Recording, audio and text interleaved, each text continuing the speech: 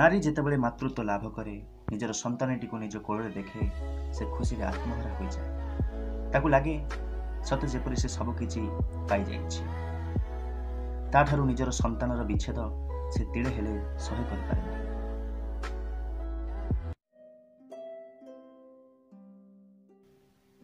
सेहीपरि वृक्षटी जेतेबेले निज शरीर तार संतान रूपी फूलटी को देखे से मध्य आनंद विभोर हो उठे।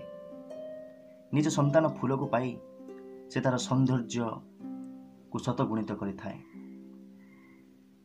किंतु आमे तार संतान रूपी से फूल को ताठू छड़े आनुछे, निज घर ईश्वर को फूल रे पोती पकाउछे धर्म अर्जन करने उद्देश्य रे।